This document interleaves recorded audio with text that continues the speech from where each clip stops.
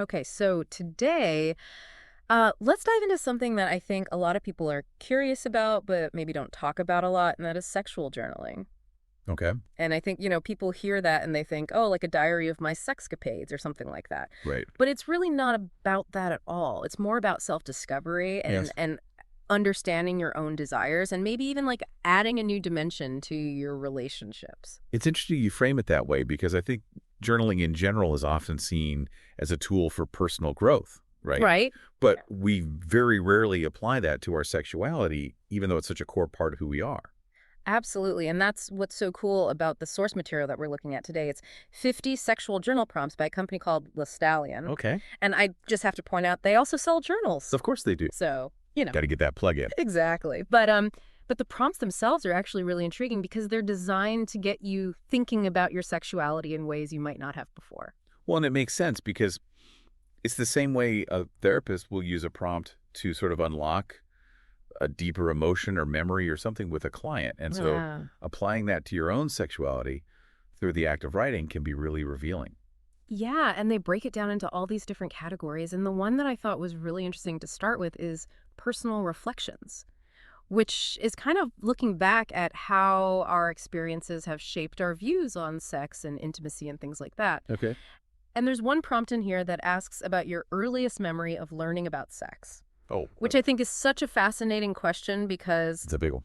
it is a big one. And, for a lot of us, those early messages, whether they came from our parents or our peers or even, the media, can really have a lasting impact on how we view sex and relationships. Absolutely. And to be able to kind of go back and unpack that and think about, do those things still hold true for me as an adult or, Right. yeah, how have I evolved or not? Right. It's like questioning those ingrained beliefs. Right. Figuring out, are these actually mine or is this just something I've Yeah. absorbed along the way? Okay, but here's where it gets really interesting for me. The exploring desires category. Okay. I mean, who doesn't love a little self-discovery in that department? Right. This is where I think a lot of people find the most resistance, but also possibly the most liberation. One of the prompts that it asks is to write about a sexual desire that you've never shared with anyone, and then think about what holds you back from expressing it. Ooh, that's good. Right. Yeah, and I think that really gets to the heart of why we're so hesitant to even explore certain desires sometimes, even Yes. in the privacy of our own minds. Absolutely. And I think it often boils down to fear of judgment, fear of rejection, Sure. maybe even fear of the desire itself. Right. But journaling can provide that safe space to at least acknowledge those desires without the pressure of having to act on them or share them with anybody else. It's like giving yourself permission to just be curious and explore and figure out Totally. what makes you tick without all the weight of, expectations or Yeah. relationship dynamics or anything else.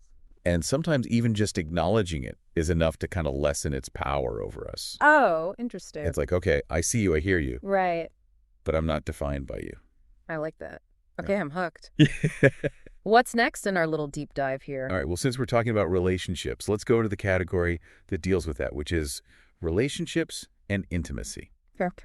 And one prompt that I found really interesting was to think about the importance of emotional intimacy in your sexual relationships and how you actually cultivate that. Oh, that's huge. I feel like so often we focus on the physical aspects of intimacy, Right. but that emotional connection is really what creates that true closeness and fulfillment, don't you think? 100%. And there's a lot of research actually that supports that couples who prioritize emotional intimacy have higher levels of relationship satisfaction and sexual satisfaction because it really is about feeling seen and heard and understood on a deeper level. Totally. And journaling about that, about how we experience that, how we cultivate it, I feel like that could be so eye-opening. Yeah, it's like taking inventory of your own needs and desires, but within the context of your relationship. And then you can sort of identify, are there areas where maybe I'm craving more connection or where I'm potentially holding back? And then hopefully it can kind of open up some interesting conversations with your partner as well. Absolutely. In fact, some couples will even journal together Wow. as a way to enhance communication and kind of explore their desires more openly. That's really cool. But even if you don't feel comfortable sharing your journal entries, just the act of reflecting on these prompts can have a ripple effect on your relationships. Interesting. It's almost like you're saying that even if it's just one person in the relationship who's doing this work, Yeah. it can still like have this ripple effect outwards and improve the whole 100%. dynamic. Yeah. Okay. Yeah. So we've talked about those personal reflections and kind of exploring our desires, but the next category is called self-awareness and growth, Quite which, some a little self-helpy, but just stick with me because Yeah. I think this section has a lot of really interesting prompts in it too. Like what? Well, one that I thought was really interesting is it asks you to reflect on your own personal sexual values and how those values guide your decisions and your behaviors in your relationships. Like having that inner compass, right? Yes. But sometimes, like life throws you curveballs and you don't necessarily make the choices that are in alignment with those values. Right. Or you're not even really conscious of it. Right. You're just kind of like going through the motions. Exactly. And so it's almost like this is a way to kind of check in with yourself and be like, Yeah. am I living in alignment? Am I 100%. accountability? Yeah, exactly. Okay. I'm ready for the last category. What do we got? Okay, so we've talked about reflecting on the past. Yeah. We've talked about kind of unearthing some of those desires, navigating relationships, checking in with your values. Now it's time to kind of like step into your power. And the final category is embracing your sexuality. Ooh, I like that. Yeah, that sounds good. Owning it, Yeah. celebrating it. Feeling good about it. So the prompt that really spoke to me in this category was it asks you to write about a time when you felt really liberated in expressing your sexual identity and kind of what factors contributed to that feeling. It's about identifying like what are the ingredients that make us feel empowered? Yes. And then how can we bring more of that into our lives intentionally, whether that's through self-love, whether that's through communication, whether that's through like exploring different types of intimacy. It's really about taking ownership over your pleasure and your expression. I love that. Okay, so we've covered a lot of ground here. We've talked about, uncovering those hidden desires, building stronger relationships, embracing our sexuality. But like, how do we actually make this a regular practice? Yeah. It's one thing to listen to this and be like, oh yeah, that sounds great. But like making time for it, actually sitting down with your journal and like sticking with it. It's about turning intention into action. Okay. And just like with any new habit, consistency is key. Right. So finding a time and a place where you can really relax and be honest with yourself. So create that little ritual. Exactly. Maybe light some candles, put on some music. Although, knowing my music taste, that might get a little weird. Whatever sets the mood, Okay. the important thing is to find what works for you and just stick with it. And even if it's just for like 5 minutes a day, those small, consistent efforts will lead to some really profound insights over time. And just remember, there's no right or wrong way to do it. Yeah. Some people like to free write. Some people really like using prompts like the ones that we've discussed. The key is to kind of find what feels the most natural and the most authentic to you. Don't be afraid to experiment. Yes. Maybe you start with one prompt and you end up writing pages. Maybe you're doodling in the margins. Maybe you need to like get up, go for a walk, come back to it. Totally. It's your journey. It's all about giving yourself permission to explore in whatever way feels good.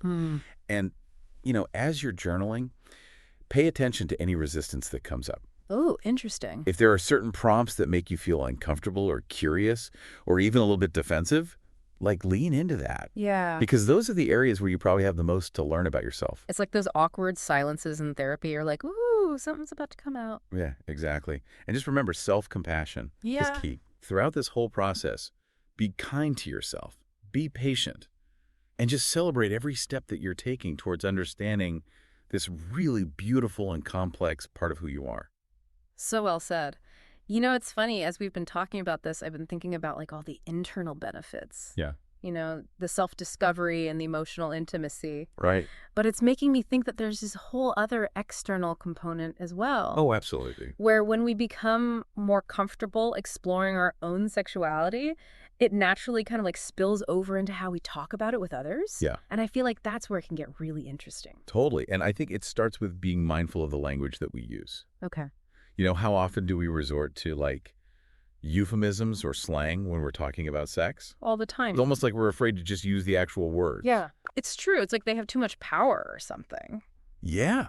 Yeah. And I think by embracing more direct and honest language, Okay. we kind of like normalize the conversation. We take away its power to shock or embarrass. And that, in turn, can create more space for open and vulnerable communication. It's like we're reclaiming the language around it and Exactly. making it our own instead of letting it be dictated by these like societal norms and taboos and things. 100%. And I think as we become more comfortable with those words, we become more comfortable with ourselves. That's a good point. It's like a process of self-acceptance that just like radiates outward. This has been so interesting. I feel like we've just like scratched the surface of what sexual journaling can be. Totally. But if there's one thing that you would want our listeners to take away from this whole conversation, what would it be? If you're even remotely curious about sexual journaling, just give it a try. Okay. You have nothing to lose and a whole lot of self-discovery to gain. Just find what feels good. Be kind to yourself. And remember that your journey is uniquely yours. So well said. Well, that about wraps it up for us today. Thanks for having me. Thank you. This was awesome. And to all of our listeners out there, thanks for tuning in to this deep dive. Until next time.